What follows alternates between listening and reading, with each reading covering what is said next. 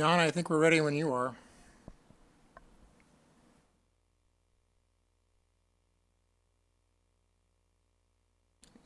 Is he muted right now?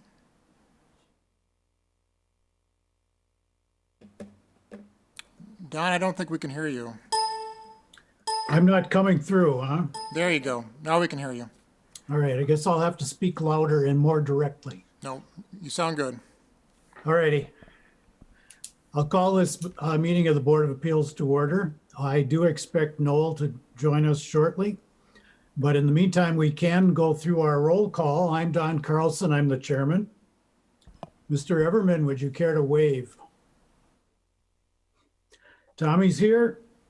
Noel, we're waiting for. Mr. Hutchison, would you care to wave? I'm here. Finally, Mr. Hoy. I'm here. Very good. We do have 4 people on the board, which that is a quorum, and when Noel comes, it'll make it 5. All right, does anyone need to abstain from voting on any of the issues tonight? I need to abstain from number 1. All righty. Was anyone out to see the properties before us tonight? No. No. I take that as a no from everyone. Did you speak with anyone regarding the variance requests before us tonight? No. No. Take that as a no from everyone as well. We do need a motion and a vote to approve the agenda. One thing on the agenda, I don't know if it matters, but on the very end of the agenda, it says next meeting date and it has today's date. I don't know if that matters or needs to be revised. Well noted. Date of the next meeting is October something. October 19th. Very good. We know what to change. Motion to approve the agenda with the change. I'll second it. All in favor? Aye. Aye. Opposed? Okay, that carried. We have the agenda approved. Regarding the minutes from the last meeting, I couldn't Does find anyone- those. does anyone care to make a motion? Are those attached? I couldn't find those anywhere. Are those in the packet or where are those located? When you click on it, it's blank right now. If you go into the Civic Clerk website, you can go back to the minutes from the last meeting. When I click on the link, it's blank. But I mean, they've never been incorrect, so I'm fine with a motion to approve. I'll second. All right, we have a motion made and seconded to approve the minutes from the August meeting. All in favor? Aye. Aye, opposed? Okay, that carries. We have the minutes approved. We have the agenda approved. At this point, before we get into the good part, we need to have a motion and a vote on opening the floor for discussion. I make a motion to open the floor for discussion for the duration of the meeting. I'll second.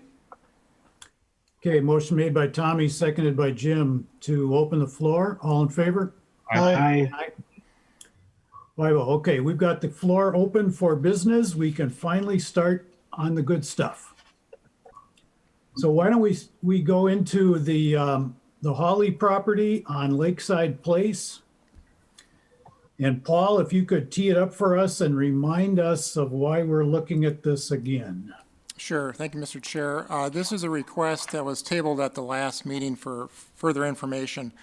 This is a property at 2029 Lakeside Place. This is a new build for a single-family home that happens to be within the floodplain.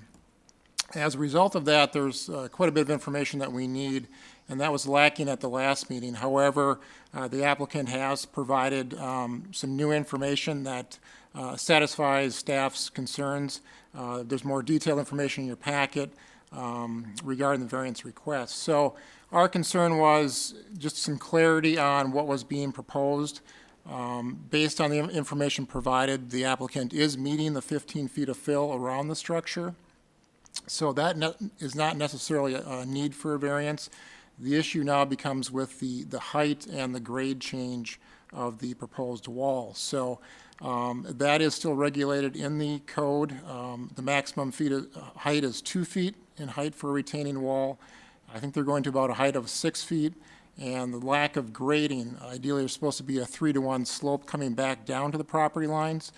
That is not necessarily being met in this case here. So again, the revised information is in your packet. There's also some on the screen here as I'm sharing it. There was one letter of objection from a nearby property owner that also had concerns at the last meeting. That's also attached within the packet. The revised information was also run past the DNR, and they have no objection to this request. So from staff's perspective, we feel there's sufficient information now for the board to consider a decision. Okay, thank you, Paul. So the issue then is that if they're going to adhere to a 2-foot step away from the wall, they've got to somehow raise all the rest of the property several feet? Right, and I also failed to mention too that I think the board had requested that the applicant go out and talk to the adjoining property owners. The applicant did do that, and there is I guess I'll call a signed petition that's attached within the agenda where neighbors have signed off saying that they don't object to what's being proposed. I think the applicant wanted to maximize the land area here, so that's why they didn't cut into that 15 feet of fill. So that's why I think that the height of that wall is the way it is. If they would have gone something less, they would have had to cut into that 15 feet of fill and ultimately reduce their side yards. Okay, is the applicant on here that can talk to the issues that Paul has raised? I know Mr. Hawley is on here, but I believe we had a gentleman from Mao last time. Yeah, Steve Beta should be here. There you go, Steve. I'm here. Yep, All right. I'll give you my spiel if you'd like. sure. So we ask for these variances almost on a daily basis now when we're in the floodplain.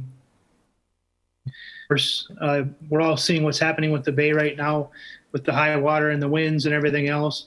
When you're in the floodplain, we just are required to build this high.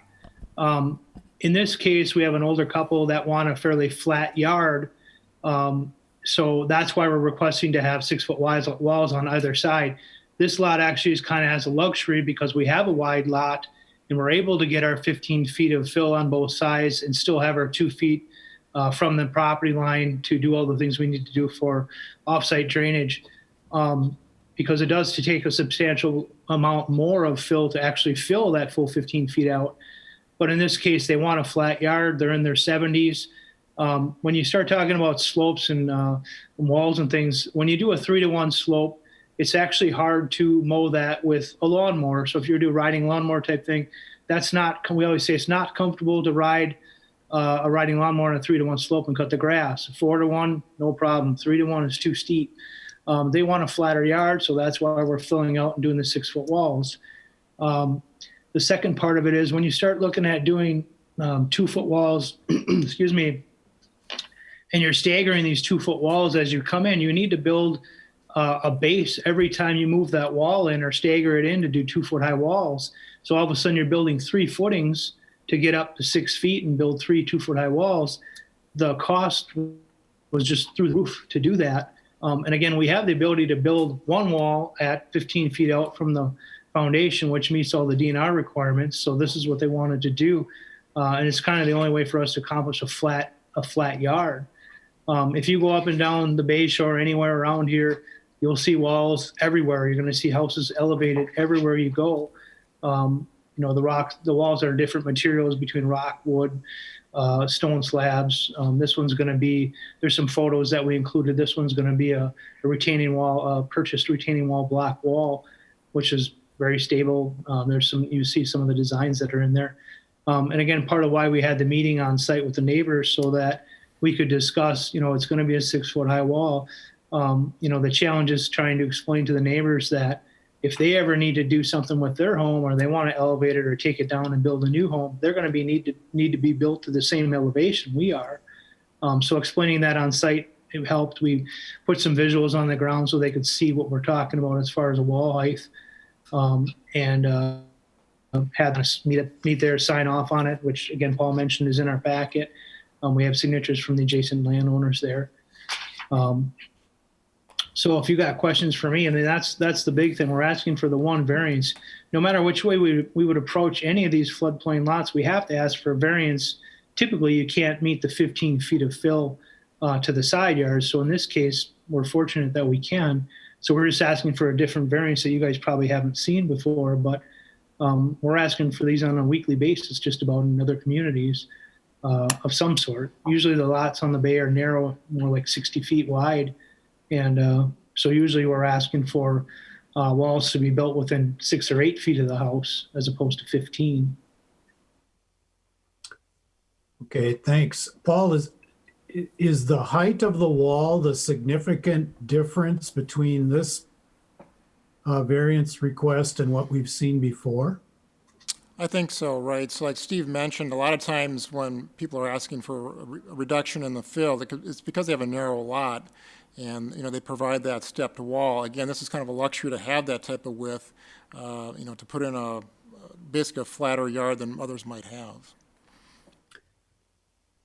All right, I'll turn this over to questions to Tommy and Jim. Alder LaFave would like to speak too. Oh, I'm sorry, Alderperson LaFave. No, that's okay. I'm on the phone. Sorry, you can't see me. I think we should hear from you before we have questions from the board. Okay. So go ahead. Yeah, someone mentioned that it's a narrow lot. It is not. That's a wide lot.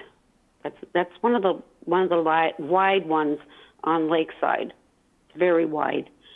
And another thing, I got a question for Paul in a way.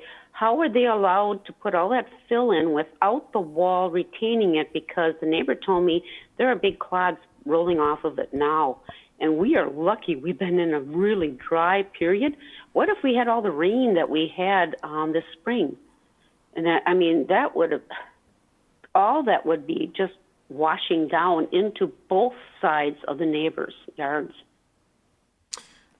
I think permits have been released for the fill of the site and maybe the foundation, with the understanding that they were proceeding through the variance. With the permit being issued, they're required to obtain erosion control permit and then implement that plan. So there should be erosion control measures on the site to prevent off-site or on-site erosion. So I don't know that that's an issue here. I haven't been to the site, but there should be a plan in place to address that. I didn't look at it lately. I think it was last week I went down and I couldn't see anything. Of course, I didn't stop and look, but I, kind of slowly went by, but it looks like it's just piled there. I think, Paul, maybe you should go take a look. Because the erosion control measures are all up on the site. They are. Yes, they are. Okay. I will take a look at that because I did not see anything that, for me, that I could see. So that, because I'm very concerned. He said there's stuff rolling off already, big clots rolling off. It's okay if it's rolling off as long as it's behind our erosion control. We do have a full erosion control plan that was filed with the city and approved, but you are going to have clumps of material until it's finished, until we can compact it and finish it. They're taking fill as they get it, as they dig their foundation and do those things, but it's going to look like a construction site. And that's why we do the erosion control until such time as we finish it, essentially. Because my concern is I think the wall should be put in as soon as possible. Okay. We'd love to. Yep. I guess that's what we're here for. Thank you. Thank you. Okay, Tommy, Jim, you have any questions? No, just a comment. I know I was one of the people that talked about, going and touching base with the neighbors, I think last meeting. And so it sounds like they did a thorough touch base with all the neighbors and got the signatures. So I just wanted to comment and say I appreciate that. So thank you for doing that work. I've got a question. On the surface that's raised, is there something obstructing someone from walking off that wall, walking over it? No, we would not have a fence on top of the wall. They're not required to park property. It's not required if you build a 6-foot wall to have something to keep someone from walking off of it? Not on private property, it is not. No, I think it's treated as landscaping. It's not part of a structure or a deck, so maybe the property owner should consider something like that for their own safety and liability, but it's not a requirement of the city.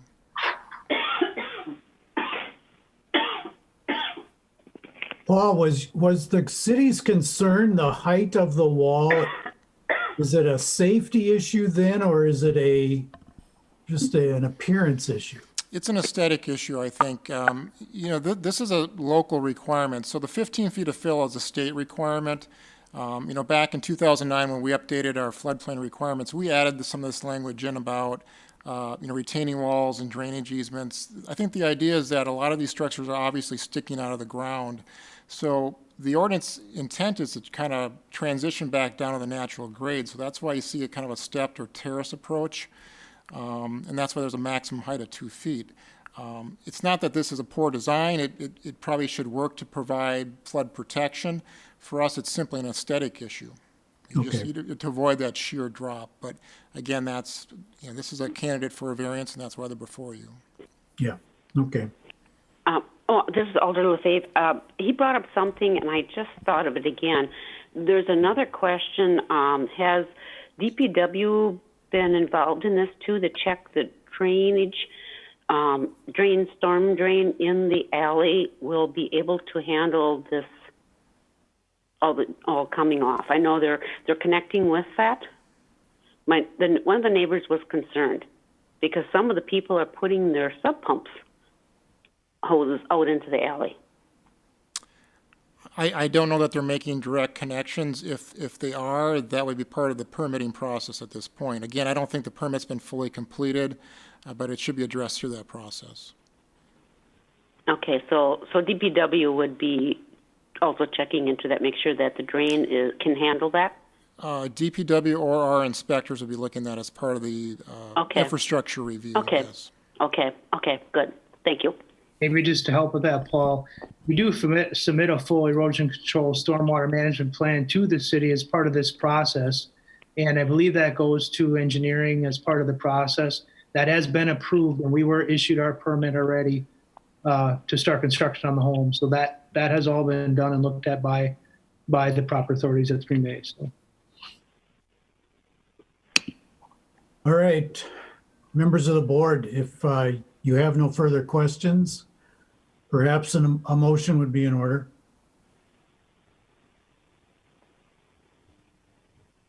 I'll motion to approve the variance.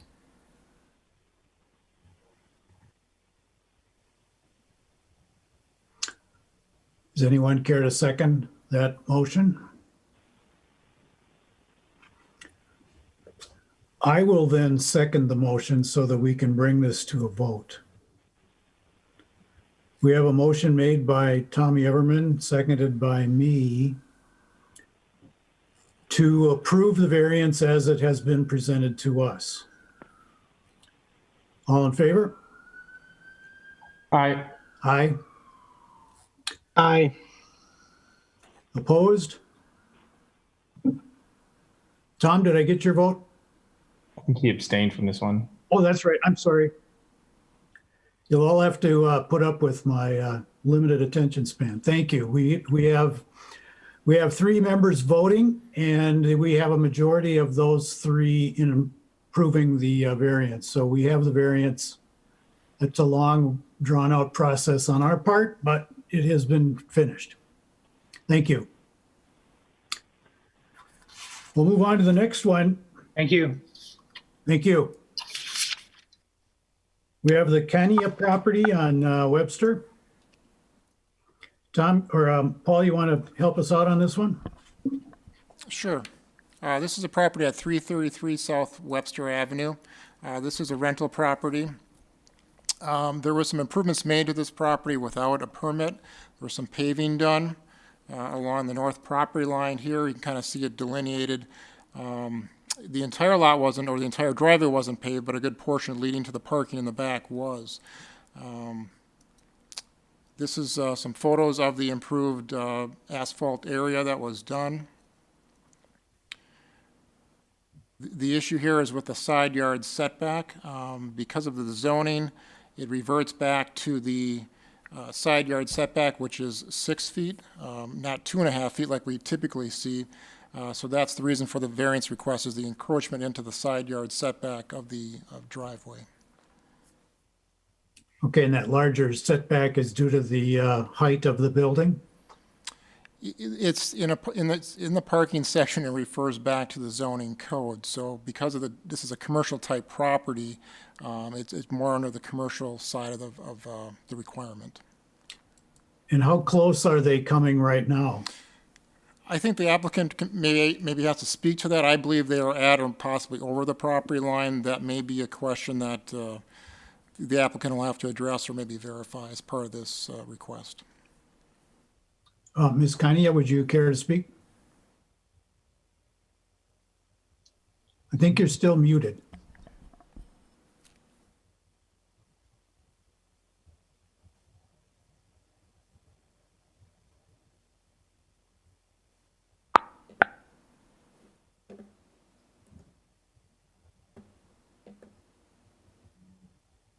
No.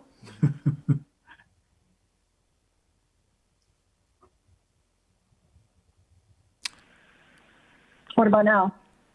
There you go. That sounds good. Okay, thank you. Sorry. Oh, there's just a delay. All right, we'll get used to it. Go ahead. Sorry. It is right up to the property line. All right.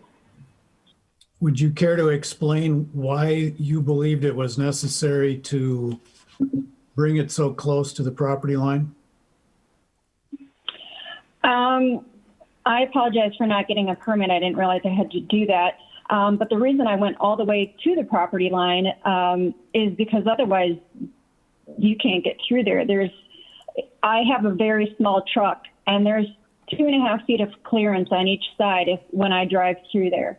If I make it any smaller, someone is in danger of hitting my house. It's actually happened in the past. Okay. How close is your house to the property line in the area that you're concerned? Roughly 15 feet. Okay. So if you stuck to 6, which is what the ordinance requires, you'd have 9 feet of pavement to get cars in and out from behind your property. Correct, but I have my furnace exhausting right there and some downspouts that stick out at least 1.5 feet. So that brings it down even more narrow. Okay. If you look at the picture, the last picture, all those plants are there hiding my downspouts. Okay, if you go back one, Paul, that one, right? Yep, Yes. I see. Okay. Well, at that point, you have paved up to the pretty much the beginning of that bed for your plants. How wide is this spot that we're looking at right now? I assume this fence is darn close, perhaps right on, perhaps over the property line. Yeah, it's right on the property line. I believe the whole width from fence to house is 15 feet, and take away, like 3 feet for that planting bed there, hiding those downspouts, and you're left with, whatever that is, 12 feet or whatever. Okay. Do we have any recommendations from city or traffic regarding how wide a driveway should be in this type of case, Paul? Well, I think 9 feet's very, very tight. Yeah. Depending on the size of the vehicle, you might need a minimum of 10, maybe 12, if you consider door swings. Okay. Is the property owner to the side that's affected by this, have they had any input on this process? other than the letter? They've received a letter. I haven't received any calls or questions regarding this request. How did this issue get brought up? I believe there was a complaint filed through our inspection department. Okay. Ms. Kania, do you know anything about how this would have arisen?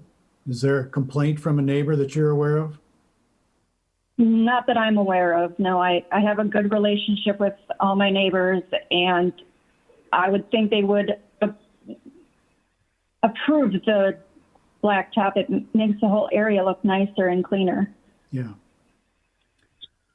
Miss Connie, when was the house built? I think it was 1904. So things have changed. Yes, I have. Yeah, I think so. Tommy or Jim, did you have any questions? Is this a residence or is it a business? It's a residence. It's residential. Okay. Excuse me. It's only commercial because I have multifamily. Gotcha. How many vehicles would you expect to have to go through that driveway each day? Roughly 5 to 6. What was it like before? Before you paved it, I assume it perhaps was a dirt or gravel driveway? It was gravel, and I had continuous erosion problems with the water running off. It's kind of actually a little steep there, and it was just continuously eroding. I had to do something other than gravel. Okay. Well, the issue then seems to be that you've got a very narrow spot there. You may have over encroached a bit, but I guess I'm wondering if it's even possible or feasible for you to continue with what you've got if you were to follow exactly according to the ordinance. And I'll look to my colleagues, Mr. Hoy, Mr. Everman, and Mr. Hutchison, regarding what your thoughts are regarding what we have here.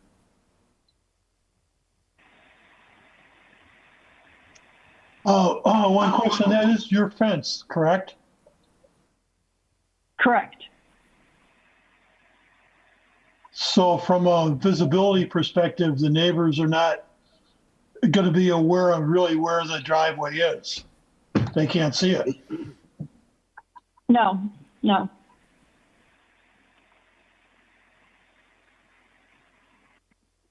I have no comments except for, to me, this seems to fit within what we're supposed to kind of look at is the property itself. The house is built in a way that is close to the property line, and cars are bigger nowadays. And to get a car in and out, it seems like there's not, even if they had 2 feet off of the left, there's no way they were ever going to find 6 feet, and 2.5, I think, would be even tighter or still tight. So to me, it's just, that's the hardship. And I mean, the permitting aside, I think that is understood now, and I see no issue with this. How about you, Jim? I agree with Tommy. All right. Looks like we're in good agreement here. Perhaps a motion is in order. Motion to approve. I second. Okay, we have a motion made and seconded to approve the variance for this property on South Webster. All in favor? Aye. Aye. Aye. Opposed? You have your variance. Thank you very much. All righty, move on to the next one. Is Mr. Hanson here to talk about the Packers? Who's here to talk about the Packers? That would be me, sir. Very My name good. is Cassandra Polanski. My right. colleague Joan is also joining me. Good evening, board. Jerry sends his regards. He had a scheduling conflict and couldn't make it tonight. All right, before we let you get going, I want to hear from Paul on what the situation is. Sure, yeah, this is at Lambeau Field. They're proposing to install some directional signs throughout the site. Directional signs under our zoning code are limited to 6 square feet for commercial properties. They are proposing signs that are closer to 20 square feet in size. They are needed for issues related to COVID, security, and mobile ticketing, I believe. So these will be scattered throughout the campus, so to speak. Some are permanent, some are temporary, I believe. But again, this is a directional sign issue, and it's a difference between 6 square feet and 20 square feet is the issue with the variance request.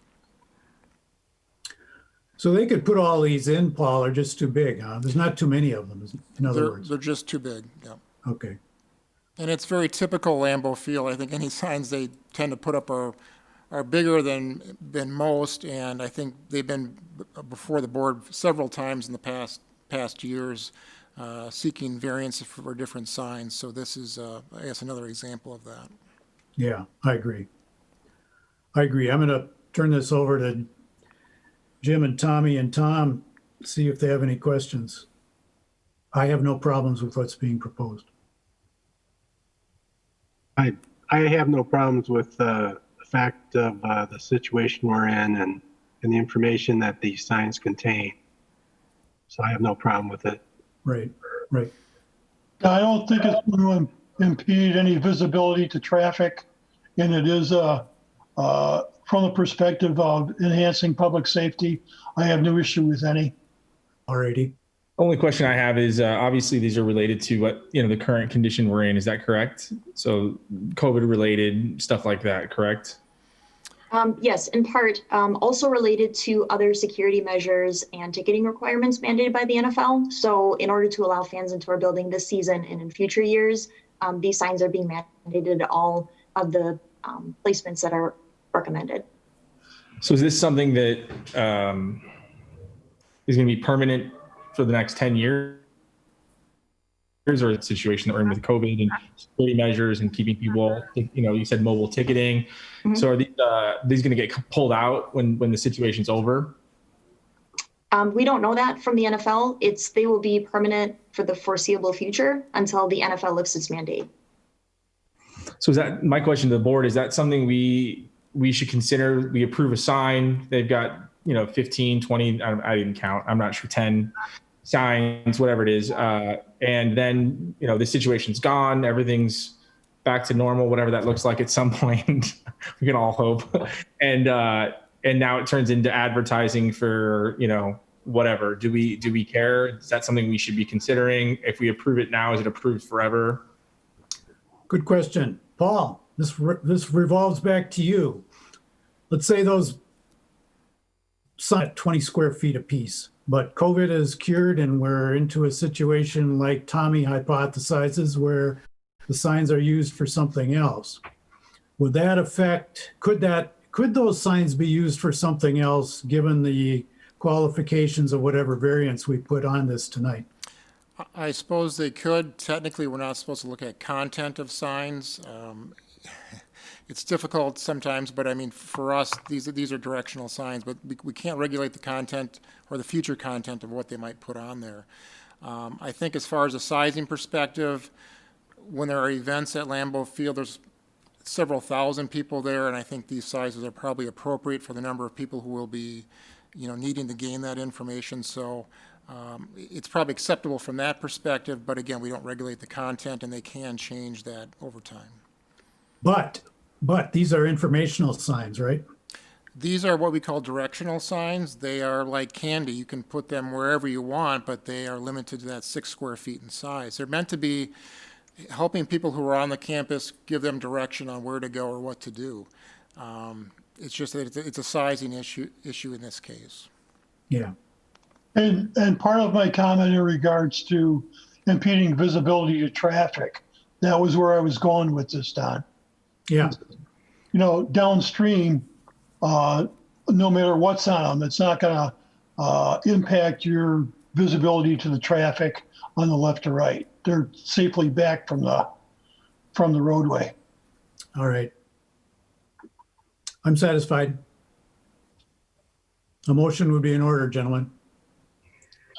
Make a motion to approve as requested. I'll second it. Okay, we have a motion made and seconded to approve the variance request for the signage at Lambeau Field. All in favor? Aye. Aye. Aye. Opposed? Nay. 3-1. You got your variance. Thank you. Thank you, gentlemen. Last up, Mr. LaFave, speaking on behalf of the Johnsons on Morningstar. Good evening. And which one of you is Mr. LaFave?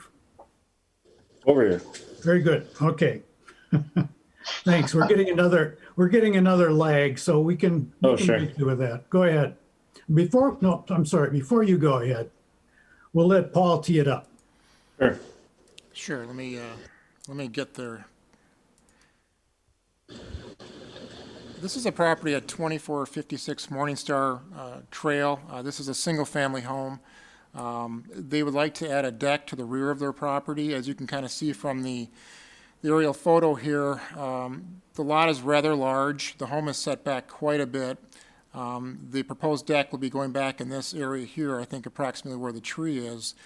The issue is they want to add the deck, but there is a 25-foot rear yard setback that runs along this rear property line. That deck would encroach within there, I believe about up to 17 feet. So there's a small difference there in the setback, but the deck is considered part of the principal dwelling for setback, and that's the reason for the request, is that encroachment into the rear yard setback. All right.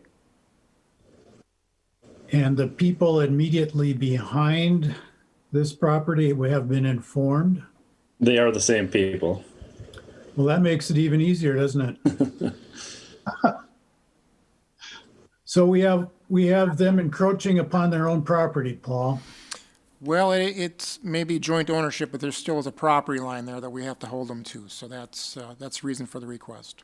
Got it. Okay. So we can't go seeking whether or not those people approve or complain. They are the same people. Right, and I suppose they could adjust the property line to meet the setback. That might be a possibility, but that's more convoluted and would kick out the property line from its alignment, so to speak. So I think this was the preferred option. Right. Okay. Questions, Tommy, Tom, Jim? So we're clear, the difference between allowable and needing this is 8 feet? Is that right? That's Yep. correct, yes. Okay. And it looks like they've tried to cut the corner off a little bit to make it a little easier. Yeah. Okay, would the applicant care to talk any further about what we have here? Go ahead. Basically, it's a short distance that it actually would impede on the 25 feet. Like you said, we did try to cut it off to try to give us a little bit more room there. But if we go any smaller than that, it impedes on the exiting the rear portion of the home. True. And it says rebuilding existing deck. Was there one Yeah, there was a deck there. There was that large tree there. The tree was removed, and therefore, it was a large tree, and the roots basically dismembered the deck, pushing up on it. So the deck was removed prior to getting permits, so it's no longer there. The base structure is there, but How big nothing was else. it? How big was the original deck? Basically the same size, exactly the same size is what. But the previous owners must have just done it on the side without getting proper permitting, is what I understood. Oh, okay. Okay, questions? Tommy, Tom, Jim? Just a comment. It seems to me that almost if the house was built straight, Oh yeah, all the houses are straight on the block, and then this one's just kind of built diagonal and had the house straight, it probably would be fine within it. It's just kind of the house is built at a weird angle. Correct. You know, you're not going to move the house, you know, so No. I'm okay with this. Yeah, I'm fine with it too. Yep.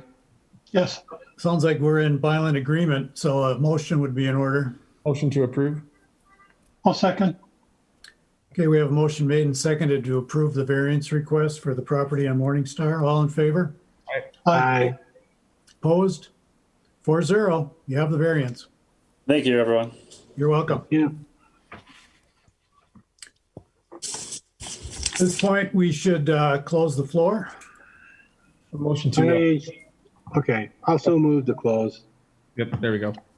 I'll second or first, whatever one we want to take. Okay. All in favor to close the floor? Aye. Aye. Okay, floor is closed. You had some comments, Jim, before we interrupted you? We're getting these applications for floodplain a lot, and it concerns me a little bit. I was on the fence post on approving the one tonight, but apparently safety isn't our concern necessarily. But it seems like we're running into the same situation time after time based on what the city's rules and laws are. I wonder if there is a communication we can have with the city from the board to maybe upgrade those, or I guess I would ask Paul, what can we do? with It's a regard to challenge, this? right? I mean, it's a vertical challenge here. We've had this discussion with staff and Alderperson LaFave. You know, we feel our requirements are satisfactory. The problem is applying those requirements to each unique circumstance. In this case on Lakeside, they did have sufficient room, but they wanted a flatter yard, so to speak. So I think from an aesthetic perspective, I think from a practicality perspective, the code functions. It's the application and it's the cost to make those improvements on site. So I think we're always open to discussing code and improving the codes. I don't know if I see something that's a glaring issue that we could correct necessarily, but I'm open to discussion on it. Yeah, I think, I know where you're coming from, Jim, but it seems like the safety issue is something that the owner is going to have to deal with regarding his own liabilities and things like that. This isn't a safety issue affecting the public. It's a safety issue affecting the owner of the property and any visitors that he has. It's going to look funny, but, you know, ultimately, we're going to start to see a lot of these as the more shallower properties get developed back there. Right. I'm Okay. okay with having to deal with this on a piece by piece, case by case basis. I think it would really tie up try to come to a resolution that would save us a lot of trouble, but Yeah, I can see that. I think they've got other things that they should be worrying about. So, but they are kind of fun to see because my gosh, all of that's expensive, and I salute anyone who wants to build a house out there for that reason. And I think the one thing that's unique building in the floodplain is they need the help of some professionals, either a land surveyor or a civil engineer, maybe even an architect to help do this design so that, you know, they've got to consider the size of the site, the desire of the home or the home that they want. And it's the professional that's going to help provide that design to them that hopefully meets their needs. We're just simply looking at it, does it provide flood protection and is it aesthetically appropriate, I guess. Right. Well, they're going to end up looking like all the rest of them out there. It's just that their wall is going to be a little higher than most. But they're all going to be in that situation. There's going to be little tunnels all the way through those sets of property as the water comes through. I think just kind of bring up last month's meeting and then my follow-up email, and I think Jim's touching on it. You know, I've talked about it a couple of times. I think there's something we can be doing better in terms of whether it's a quarterly report that we send to alder persons, that says, hey, listen, these were all the variances for your district. Whether they choose to take it to council or do anything with it, if they're busier with other things or there's, other problems in the community they need to be aware of, that's fine. But I think, I don't know, I'm very compelled to say that I think there's a great feedback loop that this board could provide to these aldermen to know what pain points are. And one of the biggest things people want to do, is live in their properties and develop their properties and add value to their properties. And if, the Broadway, and behind, every one of those lots is skinny and no one can build a driveway and no one can build a garage stall. And we know, okay, well, in the last 6 months, we've had 30 of these come through. I think that's a great piece of feedback to say, hey, listen, there's these different areas in our community that are really, really stuck. What can we do? Is there any way we can look at things? I don't know. I just think, I feel like there's something there. I don't know if I'm articulating it well, but I think that's. No, I see your point. First of all, Paul, what feedback do they get other than them perhaps reading the minutes from our meetings or the agenda, which will clue them in? That would really be it. Did I lose the screen here? There we go. There we go. Do you think there would be some value in letting them know, or Well, I see Tommy's point. You would think we could put together some sort of a report that says these were the variances, and in fact, this is becoming repetitive in this type of case, or. Well, I certainly think that is a role of the Board of Appeals, is to be mindful of the requests that they get, and if there's something that they see a lot of, that the board would share that with staff. I think the conduit is staff pretty much, I believe. So I think if you have some agreement that there is some concern, I think you should let staff know, and we can help vet that, and we can have a discussion here at the board, and then have a game plan. Ultimately, it would probably go back through the Plan Commission at some point if there's some ordinance changes. I don't know if the council would want to know directly or not. They are monitoring the minutes, right? I mean, all the persons and aldermen are monitoring what goes on in their district, but I think the board can give them a more of a comprehensive picture if you see something. But I think we should have a discussion with staff, the board and staff, to strategize that, so to speak. When I attended 2 of the webinars that were offered, and it certainly has changed my perspective with respect to the role of the board that we're on in regards to negotiating a pathway of through some of the legislation that's going on in regards to the Plan Commission. But I don't know that we really should be the sharp point of the spear. I think that's kind of where Tommy's going to, from the discussions that I saw in regards to the variance board. And one of them really surprised me was the comment that alderpersons should not actually be exerting any influence on a decision made by the zoning board. Yeah, that's true. I've heard that. I remember that. So, I think our role is more of negotiators, and I'm kind of comfortable with how that is. But I see Tommy's point in respect to maybe establishing some sort of a quarterly report so that they're aware of the frequency. Numbers do speak loudly, and sometimes you need to give folks a nudge to get a change going in the right direction. And I appreciate those comments. I think to clarify kind of my stand, it's just data. That's it. And we'd have to figure out a way to code them, because there's all kinds of different variances that we see, right? So we have to go through the last year, and I don't mind being part of this and helping staff, or I could do my first draft at something on a spreadsheet and share it with staff and say, this is kind of what I'm thinking. But just every week, we had 4 tonight, right? Whose district was it in? So here's district 1 through 12. I think there's 12, right? Yeah, 12, right? And then they get, today's September 21st, and they had 2 variance requests for driveways. And that's it. And that gets totaled up over the course of a 3-month period. And they can get this report. It's just data.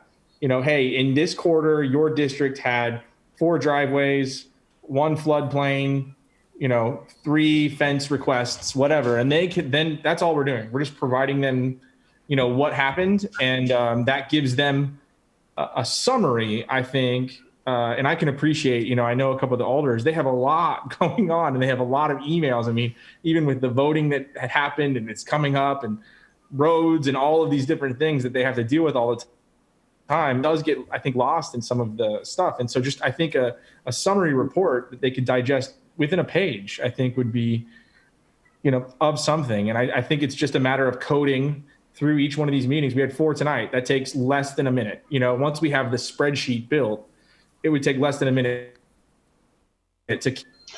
And in that same vein, as we look at the one request for the driveway, okay, well, the house was built in 1904. And the setback 115 years ago, okay, well, maybe we should put a grandfather clause in there that any home built after, say, 1980 has to conform to XYZ. But if it's prior to 1980, we're going to grandfather you in and let you go forward. That to me would make a lot of sense. Yeah, and I think areas and I agree with you. In certain areas, we know those homes were built at certain times. You know what I mean? And so you would see, I think, more of those over time start to pop up because those homes were built at certain times. And I think then that becomes that data, that feedback that says, okay, cool, we need to look at this situation and provide obstacles for people in those areas to develop their properties and make them livable. If you can't, park a car or don't have a driveway, those homes are never really going to gain a ton of value for people, and property taxes aren't going to go up, and all of the different mechanics that go along with growing a city. I think those become obstacles if I have to constantly get approval for permits or this and this and this. You kind of want to open that up for people and give them comfort to say, you can make this livable and you don't have to jump through a bunch of hoops.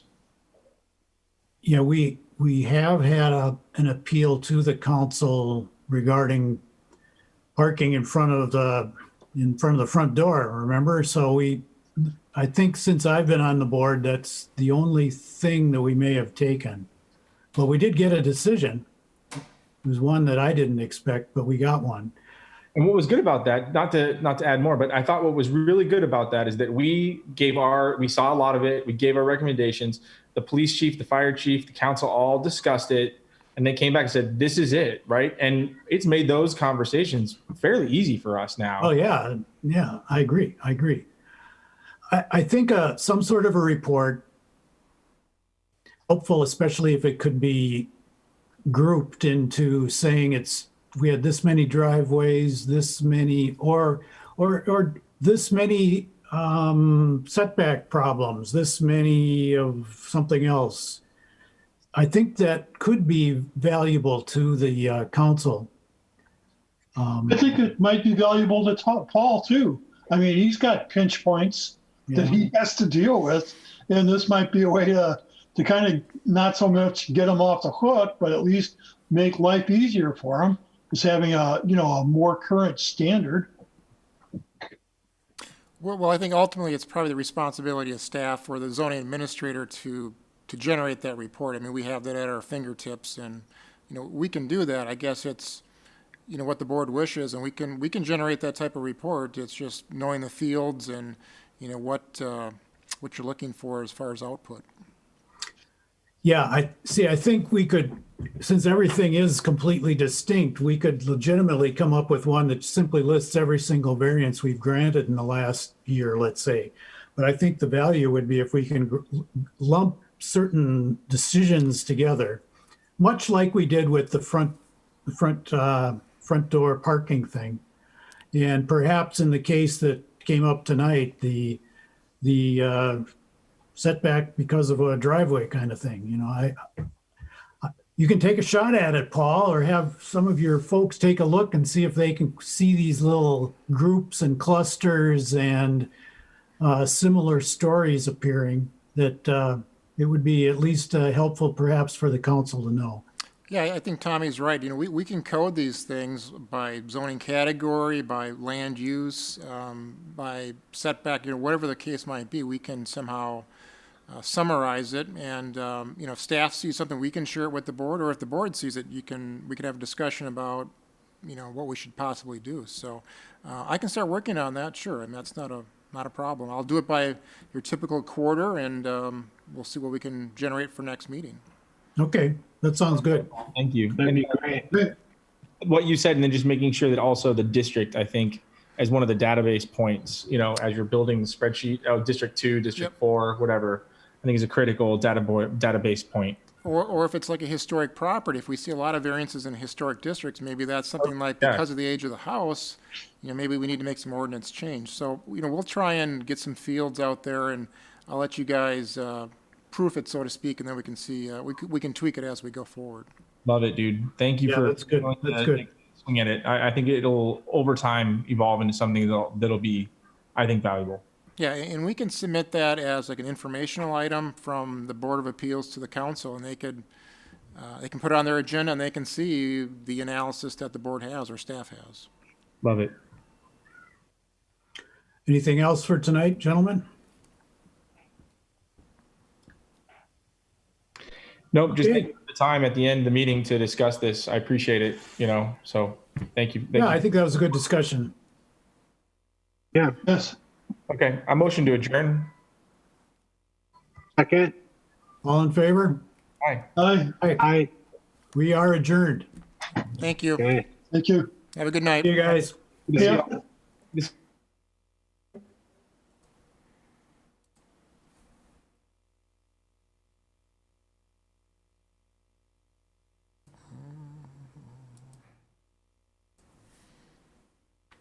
About an hour, that's not too bad. Oh, geez, I gotta stop.